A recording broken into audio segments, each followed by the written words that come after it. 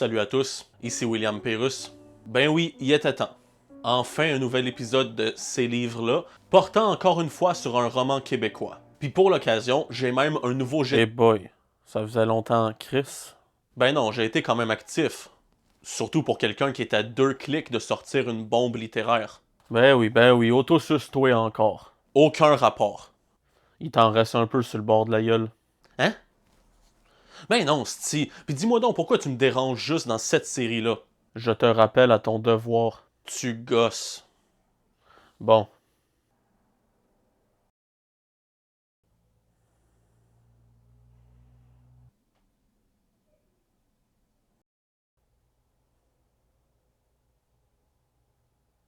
Qu'est-ce que tu veux, là? Juste te rappeler que t'as abandonné ton émission principale pendant 10 mois. Tu sais, c'est pas comme si la littérature était juste la ligne directrice de ta carrière. Premièrement, j'ai rien abandonné du tout, j'ai juste été pris dans d'autres sujets qui me passionnaient, ce qui m'a fait délaisser cette série-là quelque temps. Ouais, des sujets qui te fascinaient. C'est plus les vues qui te fascinaient, grosse marde. Arrête, tout le monde a besoin de manger. Ouais, pis certains se sont pas privés. Je t'emmerde. Puis de toute façon, d'ici l'année prochaine, ton commentaire aura aussi bien vieilli qu'une pinte de lait au soleil, tu peux me croire. On verra ce qu'on verra. En attendant, continue ton affaire. Bon, enfin. Bref, comme je disais, cet épisode-ci portera, encore une fois, pour ne pas changer, sur un roman québécois. Une version romancée d'un fait historique très connu au Québec, bien ancré dans notre histoire et surtout dans notre folklore. Il s'agit du roman La Corriveau, écrit par André Lebel. Puis j'ai maintenant le générique, c'est ce que j'allais vous dire avant que l'autre agrès me coupe, et je vous le mets drette là.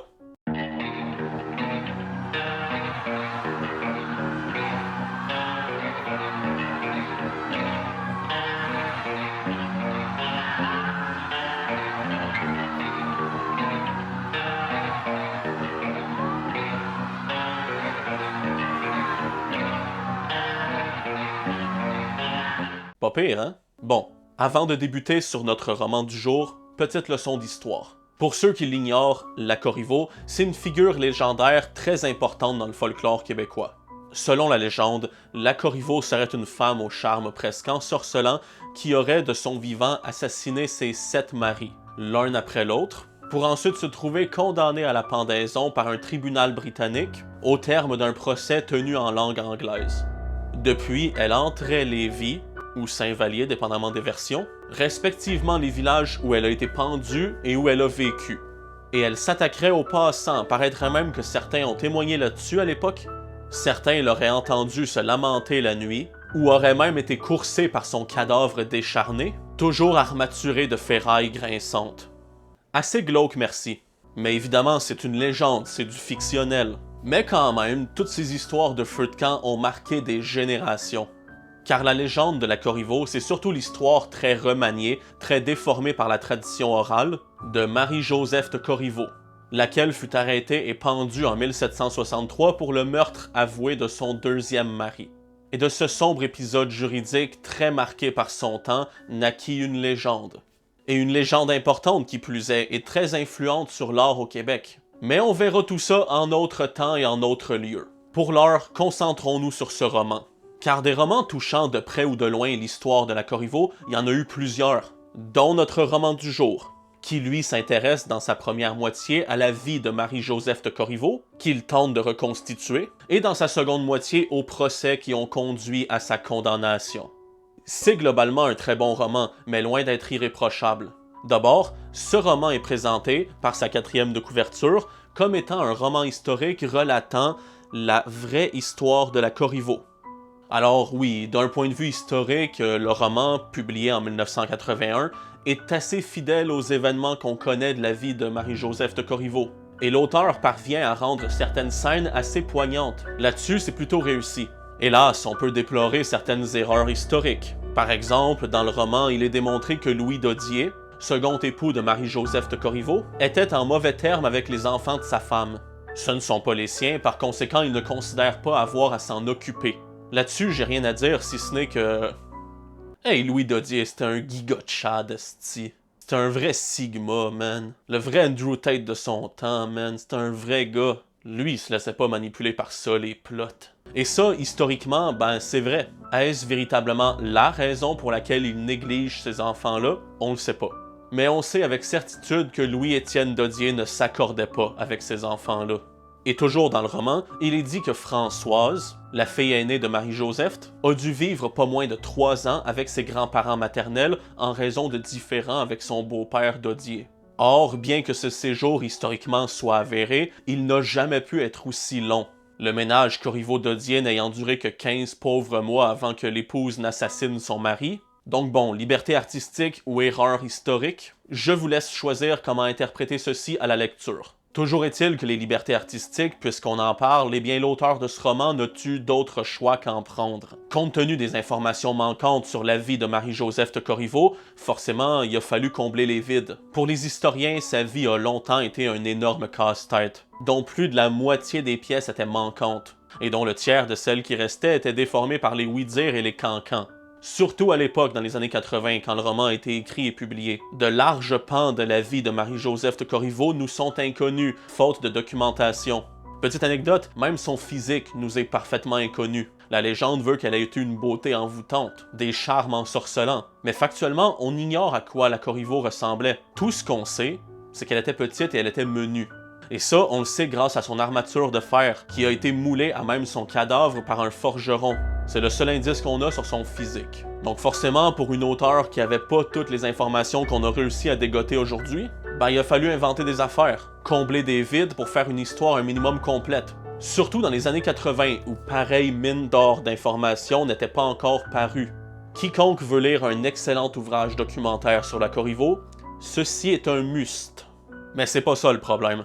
L'auteur réussit d'ailleurs très bien à nous captiver par la vie de famille et le ménage de Marie-Joseph de Corriveau. Tout ce passage, toute cette première partie se sent comme un véritable roman, et un bon roman. Tandis que dans la deuxième moitié du récit, et malheureusement c'est là que le plaisir de lecture s'amoindrit, dès qu'on embarque dans le procès dans le fond, le roman faiblit, et l'ouvrage se reçoit davantage comme un témoignage à la troisième personne, ou un récit biographique, voire même une compilation de documents juridiques, bien plus que comme une œuvre romanesque.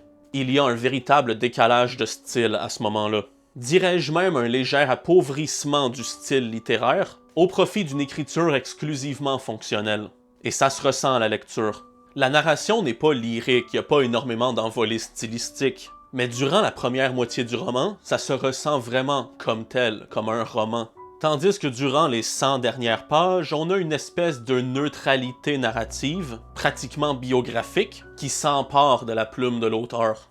Et puisque son but est de porter en roman la vraie histoire de la Corriveau, disons que c'est mission accomplie si on veut, toujours en omettant les erreurs historiques. Même si au niveau du style, ça casse, ça détonne beaucoup trop. Il y a un décalage entre les parties dans la maison du couple, où l'auteur a dû boucher les trous à l'aide de son imagination, et celle du procès, où l'auteur a juste retranscrit le contenu d'un paquet de procès-verbaux, on dirait. D'ailleurs, pendant qu'on y est, laissez-moi vous dire un truc ou deux sur le procès de Marie-Joseph de Corriveau et de son père, Joseph Corriveau, lequel fut d'abord accusé puis condamné, comme on le voit dans le roman, avant de prendre peur et de blâmer sa fille, la condamnant à une pendaison certaine. Au-delà même d'avoir été un procès très précipité et au-delà encore de la composition de ce tribunal militaire constitué d'officiers britanniques dont nul ne peut attester de la correcte maîtrise du français, ce procès a manqué d'éléments cruciaux qui auraient pu donner une toute autre tournure à l'histoire avec un grand H. D'abord, certains témoignages étaient assez imprécis, certains se contredisaient, et il y avait un manque remarquable de preuves concrètes, on avait juste des témoignages consubstantiels. Il faut savoir que Louis-Étienne Dodier était un pourri, qui se pognait avec tout le monde. Surtout avec son beau-père, d'où son accusation au premier procès, où aux yeux de tous et d'abord de la justice, le bonhomme Corriveau était le principal suspect, ce qui nous laisse nous imaginer que le type devait s'être mis à dos pas mal de monde. Et dans la nuit de son meurtre, 3 hommes ont été aperçus, rôdant près de la ferme du ménage Dodier-Corriveau, dont un qui était couvert de sang. Et personne n'a cherché à les retrouver, personne n'a cherché à les faire venir au procès. Le père de la Corriveau a premièrement été accusé, puis condamné, mais il est revenu sur ses aveux la veille de l'exécution de sa sentence de mise à mort, ce qui a pratiquement propulsé sa fille sur la potence.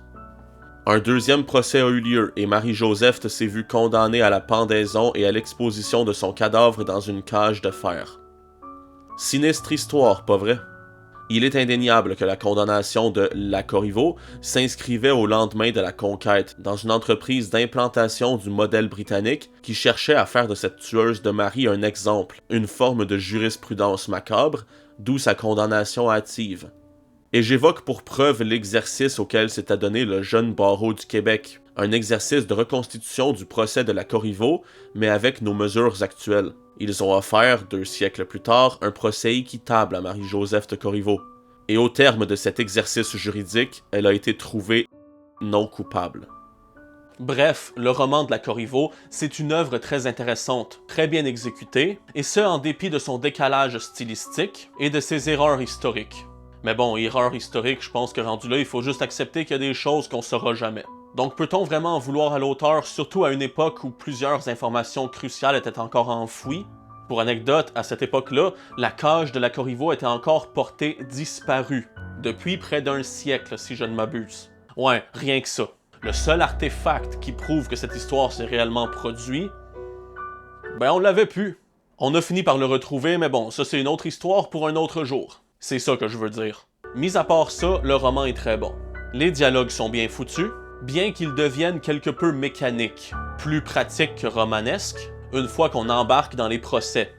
Les personnages habitent bien le roman, et les péripéties s'enchaînent à un bon rythme, du moins dans la première moitié de l'œuvre. Je conseille ce roman à n'importe quel amateur de folklore, et plus encore aux curieux qui souhaiteraient en apprendre davantage sur la vie de Marie-Joseph de Corriveau, sur la vie qu'elle a pu mener. De même que je vous conseillerais, encore une fois, ce livre-ci, véritable mine d'or, mine de diamants d'informations sur la vie de Marie-Joseph de Corriveau et sur tout ce qui l'entoure, de sa vie au raconteur jusqu'à l'éclosion de sa légende. Et pour mes amateurs d'horreur, on a La Corriveau, de la collection des contes interdits, écrit par Gabriel Thériault, qui, bien que loin d'être la meilleure œuvre de cet écrivain, vaut quand même le détour, ne serait-ce que pour appréhender une Corriveau réimaginée, cette fois-ci éclaboussée de sang. J'ai d'ailleurs eu le privilège d'interviewer l'écrivain au sujet de ce roman-ci, je vous laisse le lien de l'entrevue en description, ça vaut grandement le visionnement. De toute façon, tous les liens des livres dont je viens de vous parler se trouvent en description, et mes romans, des chefs-d'œuvre, ceci dit en passant, sont aussi en description d'ailleurs, fait que foncez. Bon, il recommence. Quoi? Je peux bien m'auto-promouvoir une fois de temps en temps. Regarde, si t'as si fin que ça, gros calice, prends ça. Hey, merci, t'es bien smart. Fait que c'est ça qui est ça. Abonnez-vous, commentez, partagez, aimez. Suivez-moi sur les réseaux sociaux, puis c'est ça qui est ça. Allez, salut. Le premier mari de la Corriveau était un bonhomme qui dormait sûrement un peu trop, car une nuit de sommeil trop agitée, il s'est étouffé à mort avec son oreiller.